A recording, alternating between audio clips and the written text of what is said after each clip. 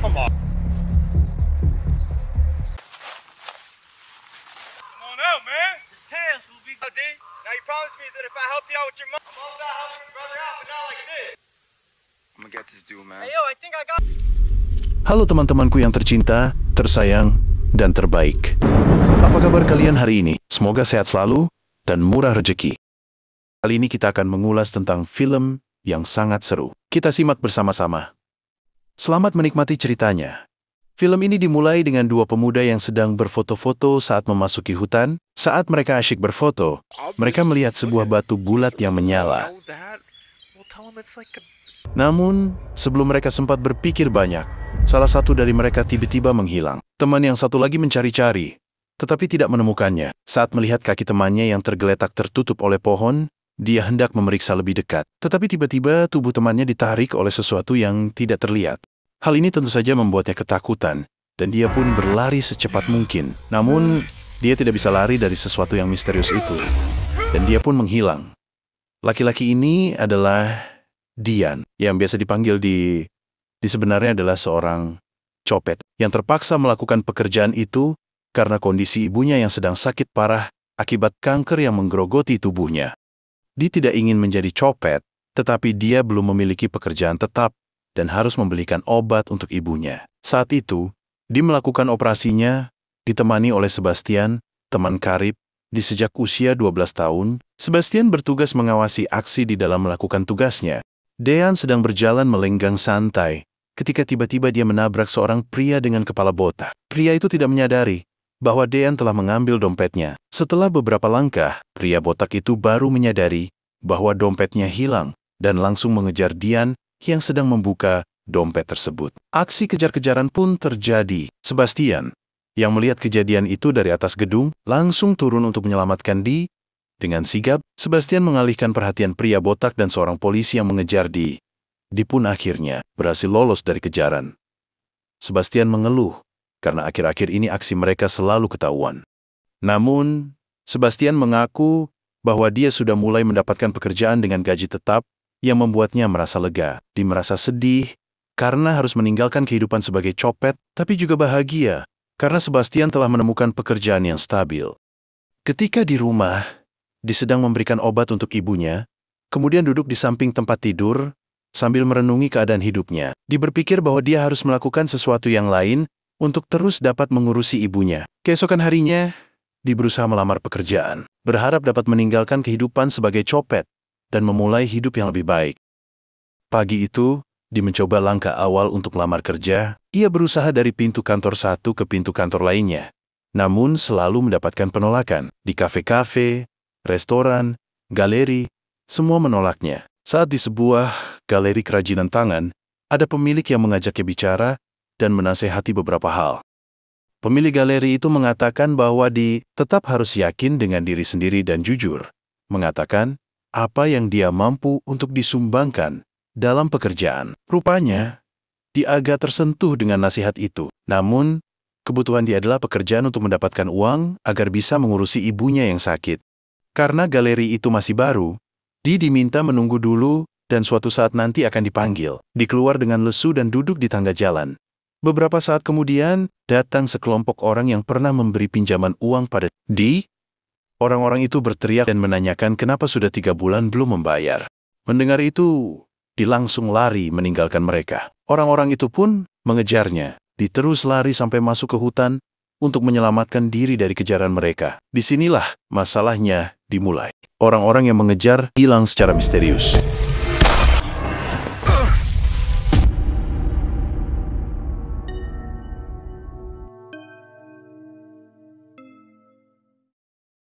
Beruntungnya ada sosok perempuan cantik yang menolong Di.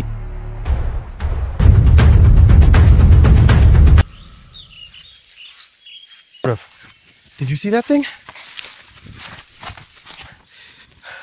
It's area. Setelah berhasil keluar dari hutan, Di kembali ke rumah, ia segera membuatkan makanan untuk ibunya yang telah lama menunggu kepulangannya. Saat makanan siap, Di membawanya ke kamar ibunya dengan penuh kasih sayang. Ibunya tersenyum lemah saat melihat Di membawa makanan, dan Di langsung merasa hati ibunya adalah prioritas utamanya. Mereka makan bersama dalam keheningan yang hangat, Di memperhatikan setiap gerakan ibunya dengan penuh perhatian. Setelah selesai makan, Di mengajak ibunya untuk menghirup hawa segar di taman. Di dan ibunya duduk berdampingan, menikmati suasana alam yang tenang. Di memegang tangan ibunya dengan erat, merasakan betapa berharganya waktu bersama ibunya. "Terima kasih, Nak," kata ibunya dengan suara lembut. "Aku sangat bahagia memiliki anak sepertimu." Di tersenyum, merasa hatinya dipenuhi dengan cinta dan kasih sayang. "Aku juga, Ibu, aku akan selalu ada untukmu," jawab Di, memeluk ibunya dengan erat. Di dan Sebastian sedang berada di sebuah kantor untuk melamar kerja. Namun Di merasa ada yang tertinggal dan keluar lagi tiba-tiba. Saat itu, ia dihadang oleh Travis, salah seorang pengejar Di yang selamat. Travis menodongkan pistol kepada Di dan menanyakan keberadaan teman-temannya. Di menjawab bahwa ia tidak tahu menahu tentang hal itu. Sebastian kemudian datang dari belakang dan merebut pistol Travis, lalu menodongkan pistol itu kepada Travis. Mereka akhirnya sepakat untuk bersama-sama mencari di hutan kemarin untuk mencari jawaban. Di dalam hutan yang mencekam, mereka terus berjalan dengan hati-hati. Mereka akhirnya berpencar dan berjalan menaiki sebuah bukit menuju ke aliran sungai berair jernih. Di tempat itu, Di melihat Alora, si gadis penolong, sedang bermain air di pinggir sungai. Di menyapanya, dan Alora terkejut melihat Di masih datang ke hutan itu. Setelah sebelumnya, dia bilang bahwa tempat itu berbahaya. "Mengapa kamu masih datang ke hutan ini?" tanya Alora dengan nada yang sedikit kesal. Di menjelaskan bahwa ia sedang mencari orang-orang yang mengejarnya yang hilang di hutan itu. Alora memandang Di dengan serius, seolah-olah ingin mengatakan sesuatu yang penting. Tak lama kemudian, Sebastian dan Travis menyusul di tempat itu. Mereka terkejut dan heran melihat gadis secantik Alora di hutan sepi. Alora sendiri bertambah kesal, karena Di membawa orang-orang ke tempat yang berbahaya.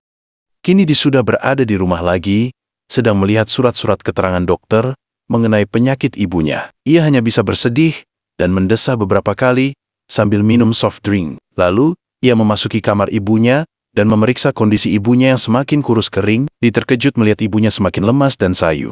Di segera menelepon dokter, dan dokter mengatakan bahwa ibunya perlu dirawat beberapa waktu sampai kondisinya stabil. Di menunggu ibunya di rumah sakit, merasa sangat sedih dan beban hidupnya terasa berat. Ayahnya sudah meninggal, dan kini ibunya sakit parah. Malam itu, Di, Sebastian, dan Travis kembali ke hutan untuk mencari teman-teman Travis dan berkemah. Sebastian dan Travis ngobrol, sementara Di berkeliling. Saat itu, ia bertemu lagi dengan Alora yang sedang duduk di dekat pohon. Di merasa heran mengapa Alora tidak pernah pulang. Alora hanya menjawab dengan dingin, "Hidup saya rumit." Di merasa penasaran dengan jawaban Alora, tapi tidak bisa bertanya lebih lanjut. Ia hanya bisa memandang Alora dengan rasa ingin tahu yang besar. Mereka berbicara dari hati ke hati. Di dan Alora sudah mulai saling memahami. Namun, tiba-tiba Alora dan Di mendengar sesuatu yang mencurigakan. Lalu, mereka berlari menuju ke api unggun, mendekati Sebastian dan Travis yang rupanya juga merasakan hal yang sama. Alora mengomando semua untuk membelakangi api unggun, karena makhluk misterius itu takut dengan cahaya terang. Namun, Alora tiba-tiba menghilang dari tempat itu. Mereka bertiga masih berjaga-jaga, waspada dari segala kemungkinan. Tiba-tiba,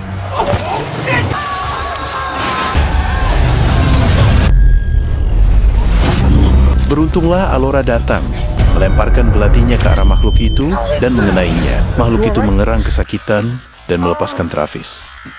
Mereka berlima berlari menjauh dari tempat itu, tidak tahu apa yang akan terjadi selanjutnya. Mereka menuju ke bangunan rumah kayu yang pernah dibangun oleh orang tua di sebuah tempat yang tersembunyi di tengah hutan. Mereka bersembunyi di sana, berusaha untuk merasa aman dari makhluk misterius yang mengancam mereka. Setelah tiba, mereka merundingkan rencana selanjutnya. "Kita harus mencari tahu apa yang terjadi dengan teman-teman Travis yang hilang," kata Di dengan suara penuh tekad. "Dan kita juga harus mencari tahu apa yang sebenarnya terjadi." Di tengah keakraban yang tumbuh antara Di dan Alora, Di memberanikan diri bertanya tentang benda bulat berwarna biru yang dikabarkan memiliki kekuatan penyembuhan. Dengan harapan baru, Di berencana membawa ibunya yang sedang sakit parah ke rumah itu. Setelah mendapatkan izin dari rumah sakit untuk perawatan di rumah, namun nasib berkata lain. Setelah melalui perjuangan panjang untuk mendapatkan benda tersebut, dia harus menerima kenyataan pahit bahwa ibunya telah pergi sebelum dia bisa menggunakan benda itu untuk menyelamatkannya. Dalam kesedihan mendalam, dia hanya bisa menangis diam-diam, meratapi kesempatan yang hilang dan kehilangan orang yang paling dicintainya. Tapi meskipun demikian, Dee dan kawan-kawan tetap harus menyelesaikan masalah yang di depan mata, yaitu monster yang membahayakan.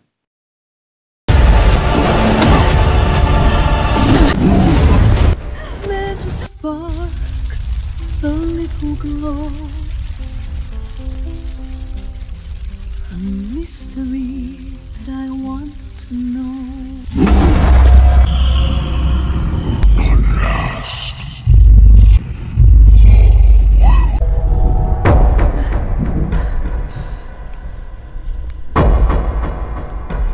Setelah semua selesai, Alora berdiri menunggu Dee untuk berpamitan sebelum kembali ke dunia lain, tempat di mana ia hidup bersama keluarganya.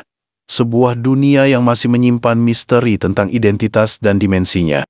Begitulah teman-teman ulasan film ini. Semoga bisa menjadi rujukan untuk menonton video ini di bioskop terdekat pada tahun ini. Terima kasih, dan sampai jumpa lagi.